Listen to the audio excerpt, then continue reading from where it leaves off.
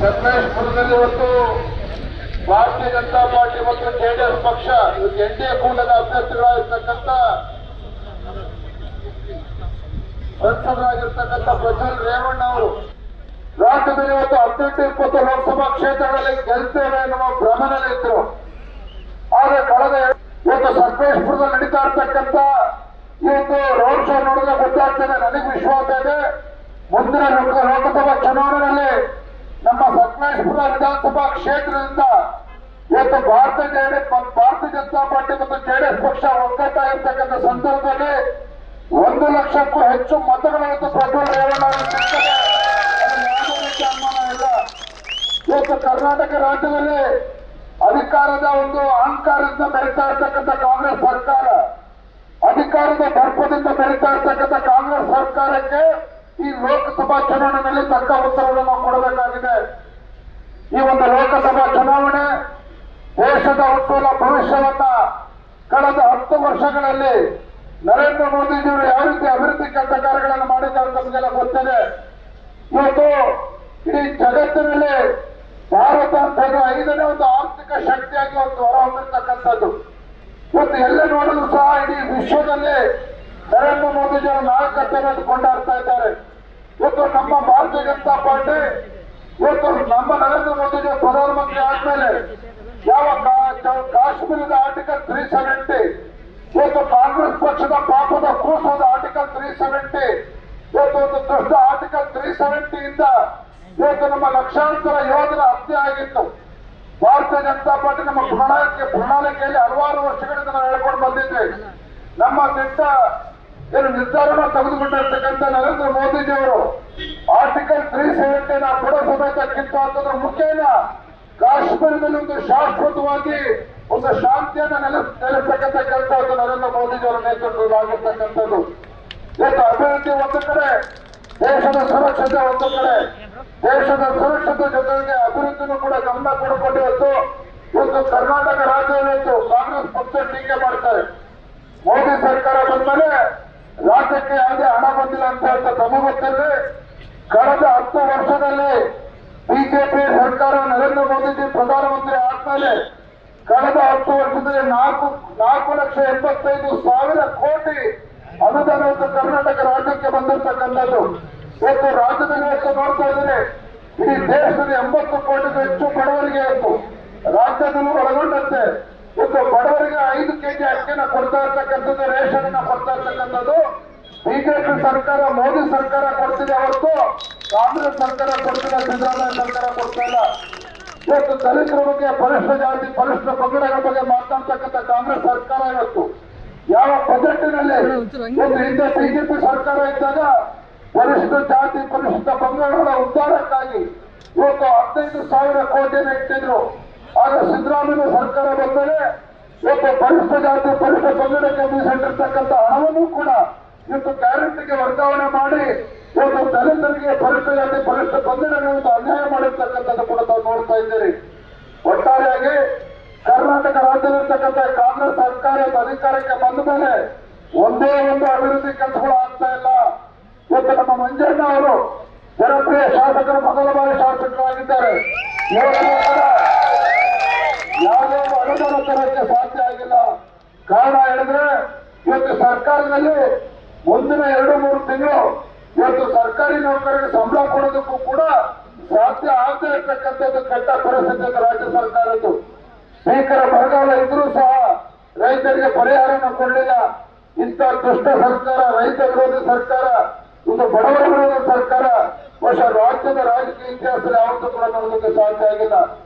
ರಾಜ್ಯದಲ್ಲಿ 850ಕ್ಕೂ ಹೆಚ್ಚು ರೈತರು ಆತ್ಮಹತ್ಯೆ ಮಾಡಿಕೊಂಡಿದ್ರು ಸಹ ರೈತರ ಬಗ್ಗೆ ಯಾಕಂದ್ರೆ ಕಾಳಜಿ ಇರತಕ್ಕಂಥ ರಾಜ್ಯ ಸರ್ಕಾರ ಎಂತ ಕೆಟ್ಟ ಪರಿಸ್ಥಿತಿ ಅಂತ ಹೇಳಿದ್ರೆ, ನಮ್ಮ ಹಿಂದೂಗಳು ಗಣಪತಿ ಹಬ್ಬದಲ್ಲಿ ಮೆರವಣಿಗೆ ಮಾಡಬೇಕು ಅಂತ ಹೇಳಿದ್ರು ಅದಕ್ಕೂ ಕೂಡ ಕಲ್ಲಾಗ್ತಕ್ಕಂಥ ಕೆಲಸ.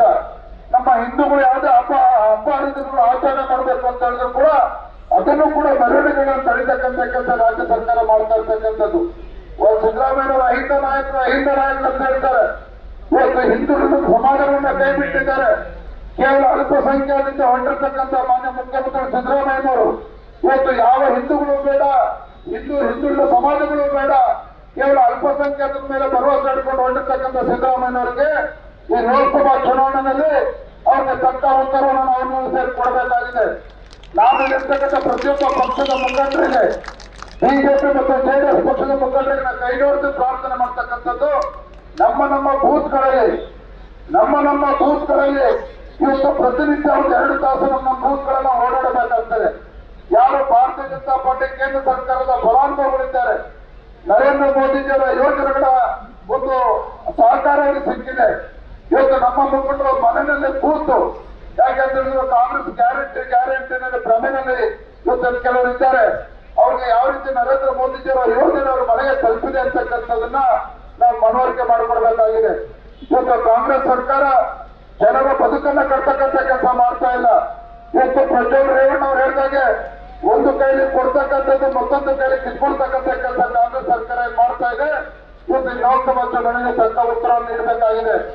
ಇವತ್ತು ಇಡೀ ರಾಜ್ಯದಲ್ಲಿ ಇವತ್ತು ಭಾರತೀಯ ಜನತಾ ಪಾರ್ಟಿ ಮತ್ತು ಜೆಡಿಎಸ್ ಪಕ್ಷ ಒಗ್ಗಟ್ಟಾಗಿ ಬಂದಿದೆ ಅಂತ ಹೇಳಿದ್ರೆ, ಈ ದೇಶದ ಮಾಜಿ ಪ್ರಧಾನಮಂತ್ರಿಗಳಾಗಿದ್ದಂತ ಸನ್ಮಾನ್ಯ HD ದೇವೇಗೌಡರು ದೇವೇಗೌಡರು ಇವತ್ತು ದೇಶದ ಭವಿಷ್ಯದ ದೃಷ್ಟಿಯಿಂದ, ದೇಶದ ಸುರಕ್ಷತೆಯ ದೃಷ್ಟಿಯಿಂದ, ದೇಶದ ಸರ್ವಾಂಗೀಣ ಅಭಿವೃದ್ಧಿಯ ದೃಷ್ಟಿಯಿಂದ ನರೇಂದ್ರ ಮೋದಿಜಿಯವರ ಮತ್ತೊಮ್ಮೆ ದೇಶದ ಪ್ರಧಾನಮಂತ್ರಿ ಆಗಬೇಕು ಅಂತ ಹೇಳಿ ಸ್ವತಃ ದೇವೇಗೌಡಜಿಯವರು ಕೂಡ ಇವತ್ತು ಬೇಕಿತ್ತು ಮತ್ತು ಜೆಡಿಎಸ್ ಪಕ್ಷಕ್ಕೆ ಆಶೀರ್ವಾದ ಮಾಡಿರ್ತಕ್ಕಂಥದ್ದು. ಹಾಗಾಗಿ ನಾವಿವತ್ತು ಅರ್ಥ ಮಾಡ್ಕೊಂಡಿದ್ದು, ಇದ್ಯಾವುದು ಗ್ರಾಮ ಪಂಚಾಯತಿ ಜಿಲ್ಲಾ ಪಂಚಾಯತ್ ಚುನಾವಣೆ ಅಲ್ಲ, ಈ ದೇಶದ ಉಜ್ವಲ ಭವಿಷ್ಯವನ್ನು ರೂಪಿಸ್ತಕ್ಕಂಥ ಚುನಾವಣೆ. ನಮ್ಮ ಪ್ರಧಾನಮಂತ್ರಿ ನರೇಂದ್ರ ಮೋದಿಜಿಯವರು ನಮ್ಮ ಮಂಜಣ್ಣ ಅವರು ಹೇಳಿದಂಗೆ ಒಂದು ದಿನನೂ ಕೂಡ ರಜೆಯನ್ನ ತೆಗೆದುಕೊಳ್ದೇನೆ, ಒಂದು ದಿನನೂ ಕೂಡ ವಿಶ್ರಾಂತಿಯನ್ನ ತೆಗೆದುಕೊಳ್ದೇನೆ, ಎಲ್ಲಿ ತನಕ ಅಂದ್ರೆ ಆ ಪುಣ್ಯಾತ್ಮರನ್ನ ಹೆಸಂತ ತಾಯಿಯವರು ಅವರಂತ ದೂರ ಆದಾಗ 2 ಗಂಟೆಗಳ ಕಾಲ ಹೋಗಿ ಅಂತ್ಯ ಸಂಸ್ಕಾರವನ್ನು ನಿರ್ವಹಿಸಿ ಮತ್ತೆ ಜೈಲಿಗೆ ಹೋಗಿ ಅವರ ಕಚೇರಿ ಕೂತು ದೇಶವನ್ನು ಮುನ್ನಡೆಸ್ತಕ್ಕಂಥ ಕೆಲಸ ಮಾಡ್ತಾರೆ. ಅಂತ ಪುಣ್ಯಾತ್ಮರು ದೇಶದ ಪ್ರಧಾನಮಂತ್ರಿ ಆಗಿದ್ದಾರೆ ಅಂತ ಹೇಳಿದ್ರೆ ನಿಜವಾಗ್ಲೂ ಕೂಡ ನಮ್ಮೆಲ್ಲರ ಪೂರ್ವಜನ್ಮದ ಪುಣ್ಯ ಅಂತ ಹೇಳಿ ನಾವೆಲ್ಲರೂ ಕೂಡ ಭಾವಿಸಬೇಕು. ಹಾಗಾಗಿ ಈ ಸಂದರ್ಭದಲ್ಲಿ ಇರ್ತಕ್ಕಂಥದ್ದು ಇಷ್ಟೇ, ನಮ್ಮ ಹಾಸನ ಲೋಕಸಭಾ ಕ್ಷೇತ್ರದ ನಮ್ಮ ಅಭ್ಯರ್ಥಿಗಳಾಗಿರ್ತಕ್ಕಂಥ ಸಂಸದರಾಗಿರ್ತಕ್ಕಂಥ ಮಾನ್ಯ ಶ್ರೀ ಪ್ರಜ್ವಲ್ ರೇವಣ್ಣ ಅವರ ಕ್ರಮ ಸಂಖ್ಯೆ 2ರ ಮುಂದೆ ಇವತ್ತು ಜನವಂತ ಮಹಿಳೆ, ಬಿಜೆಪಿ ಕ್ರಮದ ಕುರಿತಂತ ಇರೋದಿಲ್ಲ, ಜನವಂತ ಮಹಿಳೆ ಇವತ್ತು ನರೇಂದ್ರ ಮೋದಿಜಿಯವರು ಅವರು ಕೂಡ ಒಂದು ಆಶೀರ್ವಾದ ಮಾಡಿದ್ದಾರೆ. ಪ್ರಜ್ವಲ್ ರೇವಣ್ಣ ಅವರಿಗೆ ದೇವೇಗೌಡರು ಕೂಡ ಆಶೀರ್ವಾದ ಮಾಡಿದ್ದಾರೆ. ಹಾಗಾಗಿ ಇವತ್ತು ಒಂದು ನಮ್ಮ ಮತದಾರರು ಅರ್ಥ ಮಾಡ್ಕೋಬೇಕು, ತಿಳಿ ಹೇಳಬೇಕು. ಇವತ್ತು ಹಾಸನದಲ್ಲಿ ಏನಾದ್ರು ಕಾಂಗ್ರೆಸ್ ಕ್ಯಾಂಡಿಡೇಟ್ ಗೆದ್ರು ಅಂತ ಹೇಳಿದ್ರೆ ಇಡೀ ದೇಶದಲ್ಲಿ ಕಾಂಗ್ರೆಸ್ ಪಕ್ಷ 275 ಸೀಟ್ ಗೆಲ್ಲೋದಿಲ್ಲ, ಅವ್ರು ಗೆಲ್ಲದೆ 45 ಸೀಟು. 45 ಸೀಟಲ್ಲಿ ಕಾಂಗ್ರೆಸ್ ಅಭ್ಯರ್ಥಿ ಒಬ್ಬ ಕುತ್ಕೊಂತಾರೆ.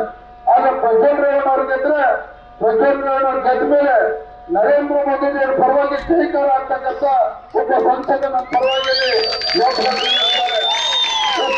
ನಮ್ಮ ಇಂಡಿಯಾ ಕೂಟಕ್ಕೆ ಬೆಂಬಲ ಕೊಡ್ತಕ್ಕಂಥ ಒಬ್ಬ ಸಂಸದ ಪ್ರಜ್ವಲ್ ರೇವಣ್ಣ ಗೆದ್ದಿರ್ತಾರೆ. ಇದನ್ನ ಅರ್ಥ ಮಾಡಿಕೊಂಡು ಇವತ್ತು ಲೋಕಸಭಾ ಚುನಾವಣೆಯನ್ನು ಗಂಭೀರ ತೆಗೆದುಕೊಂಡು ನಮ್ಮ ಅಭ್ಯರ್ಥಿಗಳಾಗಿರ್ತಕ್ಕಂಥ ಪ್ರಜ್ವಲ್ ರೇವಣ್ಣ ಅವರ ಕ್ರಮ ಸಂಖ್ಯೆ 2ರ ಮುಂದೆ ಧನವಂತ ಮಹಿಳೆ ಬಟನ್ ಅನ್ನು ಒತ್ತೋದ್ರ ಮೂಲಕ 2 ಲಕ್ಷಕ್ಕೂ ಹೆಚ್ಚು ಅಂತರಿಂದ ಗೆಲ್ಲಿಸಿ ಅವರಿಗೆ ಆಶೀರ್ವಾದ ಮಾಡಬೇಕು ಅಂತ ಒತ್ತನ್ನು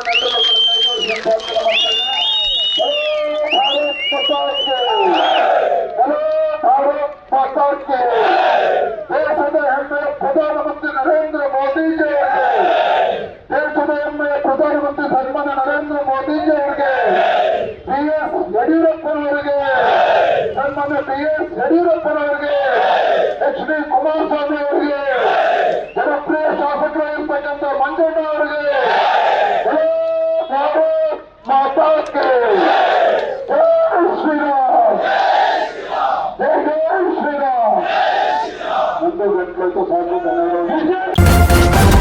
ನ್ಯೂಸ್ ಫಸ್ಟ್ ನಿರ್ಭೀತಿಯಿಂದ ನಿಮ್ಮ ಪರವಾಗಿ.